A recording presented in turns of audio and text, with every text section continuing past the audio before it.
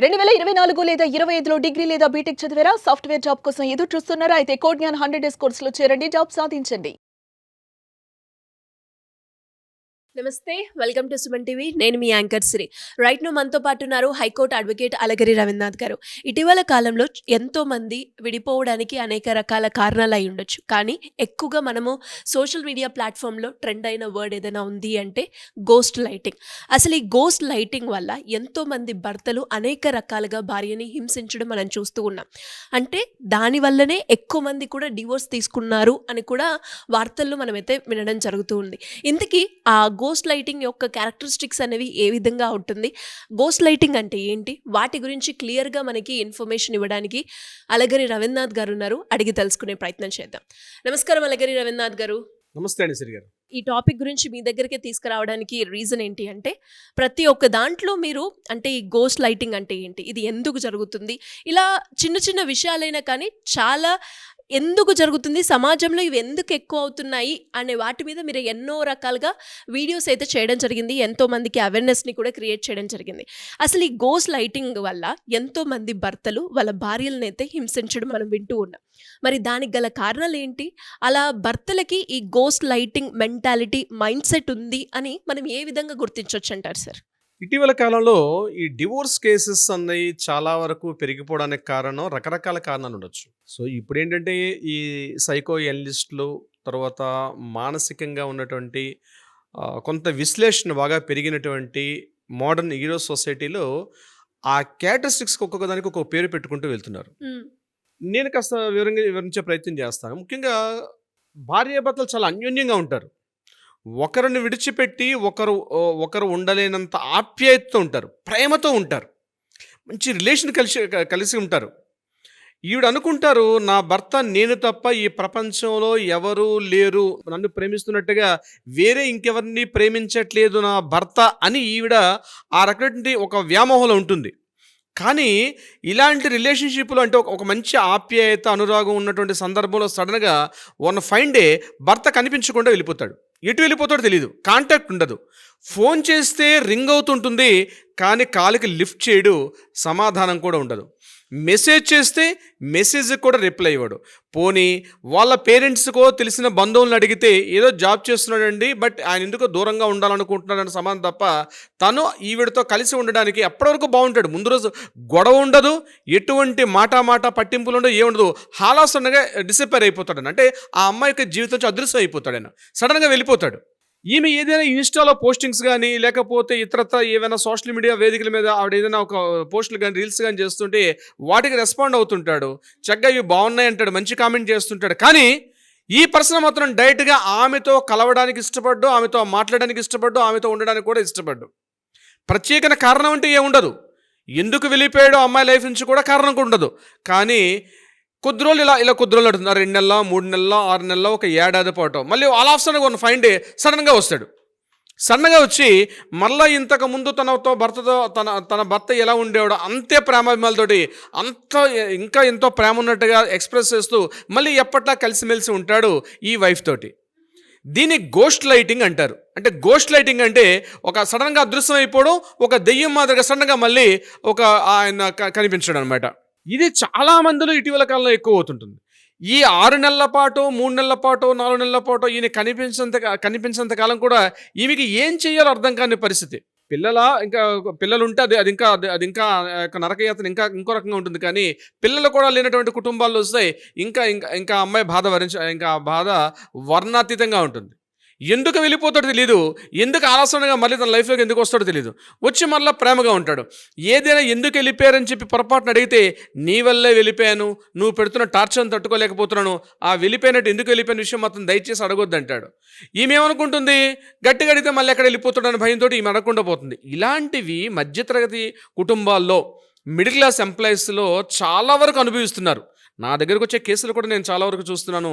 చాలామంది మిడిల్ క్లాస్‌లో ఉన్నటువంటి ఎంప్లాయీస్, అదేవిధంగా చిన్న చిన్న జాబ్స్ చేసుకున్న వాళ్ళలో ముఖ్యంగా ఈ సాఫ్ట్‌వేర్ రంగం ఎప్పుడైతే డెవలప్ అయిందో, ఈ రంగంలో ఉన్నటువంటి ఈ వ్యక్తులు, ఆ ఏజ్ కూడా ఎలా ఉంటుందంటే ఒక 28 ఇయర్స్ నుంచి 35, 38, 40 ఇయర్స్ ఉన్నటువంటి వ్యక్తులు ఎక్కువగా ప్రవర్తిస్తున్నట్టుగా కొంతమంది మానసిక శాస్త్రవేత్తలు కూడా మనకిచ్చే అనాలిసిస్ సర్వే ప్రకారం కూడా మనకు తెలుస్తుంది. అంటే 28 నుంచి 38, 40 ఇయర్స్ మధ్య ఉన్న వ్యక్తులు ఈ రకంగా ఎక్కువగా ప్రవర్తిస్తున్నారు. పోనీ డివోర్స్ తీసుకుందామంటే డివోర్స్ సడన్గా వెళ్ళిపోతాడు, అలా సడన్గా మళ్ళీ సడన్గా వచ్చి కనిపిస్తూ ఉంటాడు. ఈ రకమైనటువంటి సిస్టమ్ వల్ల ఆ అమ్మాయి సొసైటీలో తన వ్యక్తుల మధ్య, తన కుటుంబీకుల మధ్య, తన స్నేహితుల మధ్య ఒక రకమైన అవమానానికి కూడా గురవుతుంటుంది. True sir. అందుకే మిడిల్ క్లాస్ అని చెప్పడానికి కూడా కారణం అదే. ఈ మధ్యతరగతి వ్యక్తులు ఎలా అంటే హై ప్రొఫైల్ అంటే అన్నిటి తెగించేసిన వాళ్ళు ఏమైతే అయింది, నా లైఫ్ నుంచి వెళ్ళిపోయాడని సైలెంట్గా ఊరుకుంటారు. లేదా లో ప్రొఫైల్ ఉన్న వాళ్ళు కూడా అంటే నేను చెప్పేది ఈ మిడిల్ క్లాస్ సెగ్మెంట్ ఏదైతే ఉంటుందో, మధ్య తరగతి వ్యక్తుల యొక్క ఆ మైండ్ సెట్ ఎలా ఉంటుందంటే, వీళ్ళు సోషల్ కల్చర్కి, తన కుటుంబం, తన బంధువులు, తన స్నేహితులు, తన ఊరు, తన వాడ, తన క్యాస్ట్, తన రిలీజియన్, ఇటువంటి ఒక రకమైన కట్టడలు ఉన్నటువంటి వ్యక్తులు మాత్రం ఈ టైప్ ఆఫ్ హస్బెండ్స్ కల్చర్కి మాత్రం చాలా మానసికంగా చాలా ఇబ్బందులకు మాత్రం గురవుతుంటారు.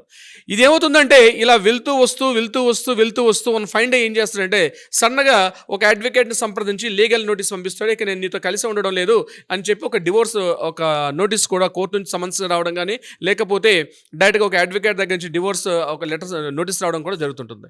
ఈ సడన్గా వచ్చిన లెటర్ను ఊహించి ఎలా రిసీవ్ చేసుకోవాలో అర్థం కాదు. మొదటిసారి యాక్సెప్ట్ చేస్తుంది, రెండుసార్లు యాక్సెప్ట్ చేస్తుంది, మూడోసారి సరే తన భర్త కథని యాక్సెప్ట్ చేస్తుంది. కానీ థర్డ్ టైం వచ్చిన తర్వాత ఆయన బిహేవియర్ చాలా క్రూయల్టీగా ఉంటుంది. ఇక కొట్టడం, తిట్టడం, మానసికంగా వేధింపులు గురిచేయడం, ఇక అనేక రకాలుగా హింసిస్తూ ఉంటాడు. తన ప్రైవేట్ లైఫ్ ఏదైతే ఉందో అది మాత్రం బహిర్గతపరచకుండా తన కొంత హైడ్ మెయింటైన్ చేస్తూ ఉంటాడు. తన గుప్తత మెయింటైన్ చేస్తుంటాడు. ఎక్కడ ఓపెన్గా ఉండే అవకాశం ఉండదు. ఒక లైఫ్ సీక్రెట్స్ మెయింటైన్ చేస్తూ ఉంటాడు. దీనివల్ల వాళ్ళిద్దరి మధ్య ఒక పెను అగాధం ఏర్పడిపోతుంది వాళ్ళ మధ్య. అంటే ప్రేమగా ఉంటాడు అలా అని చెప్పి కొట్టడు, తిట్టడు, ఏమి చేయడు, కానీ కనబడకుండా వెళ్ళిపోతుంటాడు, సడన్గా కనిపిస్తుంటాడు.